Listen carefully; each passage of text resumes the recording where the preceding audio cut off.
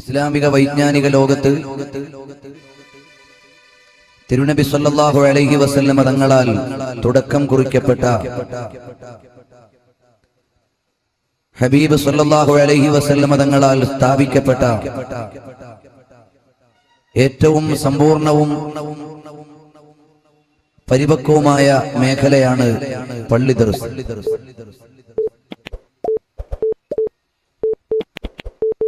ആധുനിക വിദ്യാഭ്യാസത്തിന്റെ പ്രായോഗിക പഠനങ്ങളെ കുറിച്ച് വിലയിരുത്തുമ്പോഴും ആത്മാവുകൾ ശുദ്ധീകരിക്കപ്പെടണമെന്ന അടിസ്ഥാന പാഠത്തെ മനസ്സിലാക്കുമ്പോഴും സമൂഹത്തിന്റെ ഗതിവിഗതികൾ അറിയുന്ന പണ്ഡിതന്മാർ ഉണ്ടാകണം എന്ന സാമൂഹിക ബോധത്തോടെ വിലയിരുത്തുമ്പോഴുമെല്ലാം മറ്റൊരു സംവിധാനത്തിനുമില്ലാത്ത ആസൂത്രണവും ശാസ്ത്രീയമായ പിന്തുണയും ആത്മീയമായ സുരക്ഷിതത്വവും അവഗാഹത്തിലുള്ള വൈജ്ഞാനിക അവസരവും പള്ളി ദർസുകൾക്ക് മാത്രമാണ് കാണാൻ കഴിയുന്നത്. ആധുനിക യുഗത്തിലെ രക്ഷിതാക്കൾ ഈ താൽക്കാലികമായ ജീവിതത്തെ മാത്രം മുന്നിൽ കാണുകയും അതിൽ മെച്ചമുണ്ടാകാൻ പറ്റുന്ന വിദ്യാഭ്യാസങ്ങൾക്ക് മാത്രം ശ്രദ്ധ പതിപ്പിക്കുകയും പാരത്രിക വിചാരങ്ങളിൽ നിന്ന് വിട്ടുനിൽക്കുകയും ചെയ്യുന്ന കാഴ്ചയാണ് കാണാൻ കഴിയുന്നത്. അതുകൊണ്ട് തന്നെ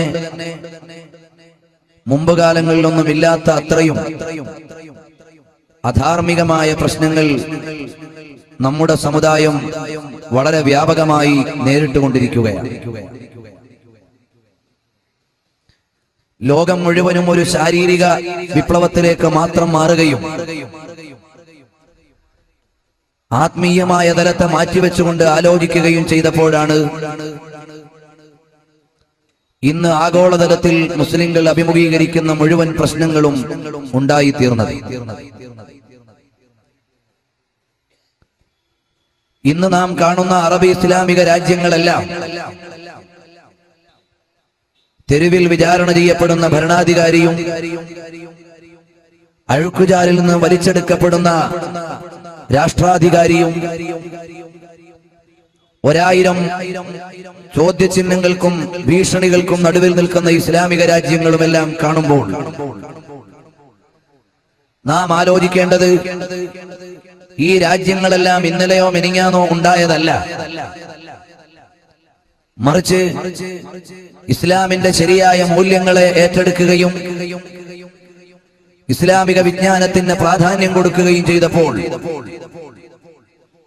എല്ലാവരുടെയും മുമ്പിൽ അഭിമാനത്തോടെ തല ഉയർത്തി നിന്ന രാജ്യങ്ങളും ഉമർ ഇബ്നുൽ ഖത്താബ് റളിയല്ലാഹു അൻഹുവിനെ പോലെ, ഉമർ ഇബ്നു അബ്ദുൽ അസീസ് റളിയല്ലാഹു അൻഹുവിനെ പോലെ, സലാഹുദ്ദീൻ അയ്യൂബിയെ പോലെ, ഉമറുൽ മുഖ്താറിനെ പോലെ, നൂറുദ്ദീൻ ഉസിങ്കിയെ പോലെ ആത്മീയമായ തലമുള്ള ഭരണാധികാരികൾ മറ്റുള്ളവരുടെ എല്ലാം മുമ്പിൽ അഭിമാനത്തോടെ ഭരിച്ചുകൊണ്ടിരുന്ന രാജ്യങ്ങളാണ്.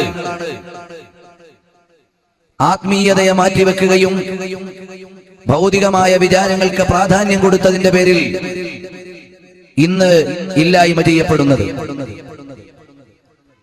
അതുകൊണ്ട് തന്നെ ലോകം മുഴുവനും ഇന്ന് അഭിമുഖീകരിക്കുന്ന ഏറ്റവും വലിയ പ്രശ്നം സാമ്പത്തിക ദാരിദ്ര്യത്തെക്കാൾ, വിഭവ ദാരിദ്ര്യത്തെക്കാൾ, മറ്റേതെങ്കിലുമൊക്കെ ദാരിദ്ര്യ പ്രശ്നങ്ങളെക്കാൾ ഇന്ന് ലോകം അഭിമുഖീകരിച്ചു കൊണ്ടിരിക്കുന്ന ഏറ്റവും വലിയ പ്രശ്നം ആത്മീയമായ തലത്തിലെ ദാരിദ്ര്യമാണ് എന്ന് നാം തിരിച്ചറിയേണ്ടതുണ്ട്.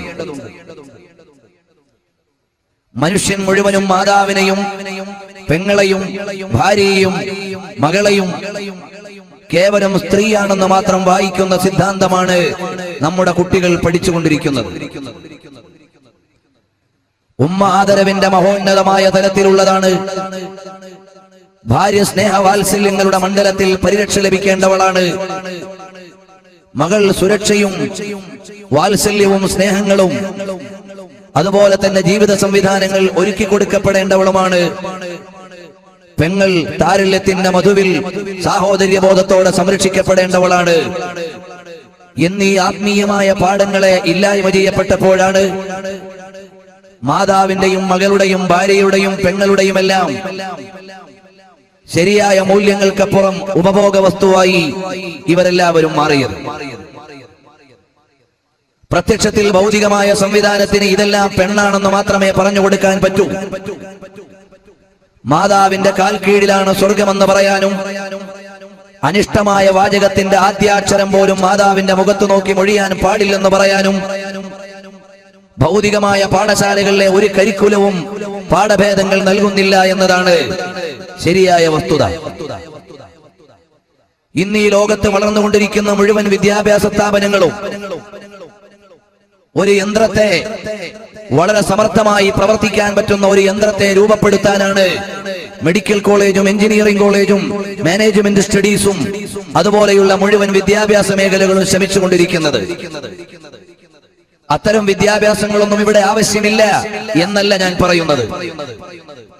മറിച്ച് കരിക്കുലം രൂപപ്പെടുത്തുന്നവരും വിദ്യാഭ്യാസ രീതികളെ ശാസ്ത്രീയമാണെന്ന് പറഞ്ഞ് സംവിധാനിക്കുന്നവരുമെല്ലാം ഏറ്റവും നന്നായി പ്രവർത്തിക്കുന്ന ഒരു യന്ത്രത്തെ എങ്ങനെ രൂപപ്പെടുത്താം എന്ന് മാത്രം ചിന്തിച്ച് മാനുഷികമായ മൂല്യങ്ങളെയും ആത്മീയമായ തലങ്ങളെയും മുഴുവൻ മാറ്റിവെക്കുന്നതായിട്ടാണ് കാണാൻ കഴിയുന്നത്.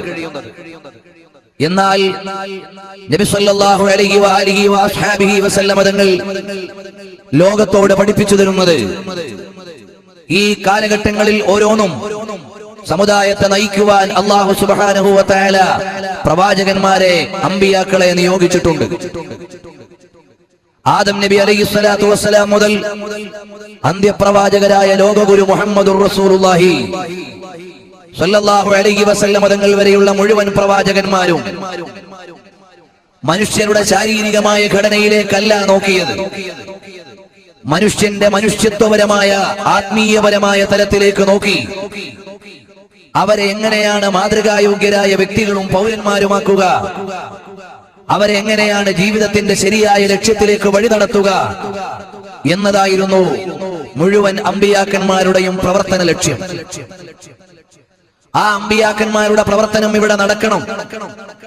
നബി സല്ലല്ലാഹു അലൈഹി വസല്ലം തങ്ങൾക്ക് ശേഷം ഒരു പ്രവാചകനും വരാനില്ല, ഒരു പ്രവാചകന്റെ നിയോഗത്തിന്റെ ആവശ്യവും ഇല്ല. കാരണം ഇനി ഒരു പ്രവാചകൻ വരേണ്ടാത്ത വിധം പരിശുദ്ധമായ ഇസ്ലാമിനെ സമ്പൂർണമായി അവതരിപ്പിച്ചിട്ടാണ് നബി സല്ലല്ലാഹു അലൈഹി വസല്ലം തങ്ങൾ യാത്രയായത്. നബി സല്ലല്ലാഹു അലൈഹി വസല്ലം തങ്ങൾ യാത്രയായത് ഇനി ഒരു നബിയും ഇവിടെ വരേണ്ടാത്ത വിധം ലോക ജനതയെ അൽയൗമ അക്മൽതു ലക്കും ദീനക്കും വഅത്മംതു അലൈക്കും നിഅമതി വറദീതു ലക്കുമുൽ ഇസ്ലാമ ദീന, പരിശുദ്ധമായ ഇസ്ലാമിനെ അതിന്റെ അളവിലും അർത്ഥത്തിലും അതിന്റെ അനുപാതത്തിലും അതിന്റെ അനുഗുണത്തിലും സമ്പൂർണമായും അവതരിപ്പിച്ചിട്ടാണ് നബി സല്ലല്ലാഹു അലൈഹി വസല്ലം തങ്ങൾ ലോകത്തോട് യാത്ര പറഞ്ഞത്. അതുകൊണ്ട് തന്നെ ഇനി ഒരു പ്രവാചക നിയോഗത്തിന്റെ ആവശ്യമില്ല. എന്നാൽ പ്രവാചകന്മാർ നടത്തിയിരുന്ന പ്രവർത്തനത്തിന്റെ തുടർച്ച ഇവിടെ ആവശ്യമാണ്. പ്രവാചകന്മാരുടെ നിയോഗത്തിന്റെ ആവശ്യമില്ല, ഇനി ഒരു പുതിയ ശരീഅത്തിന്റെ ആവശ്യമില്ല, ഇനി ഒരു പുതിയ വേദത്തിന്റെ അവതരണ ആവശ്യമില്ല. കാരണം പരിശുദ്ധമായ ഖുർആൻ അന്ത്യനാൾ വരെയുള്ള മാനവികതയെ വഴി നടത്താൻ മാത്രം പരിപക്വമായ വേദമാണ്.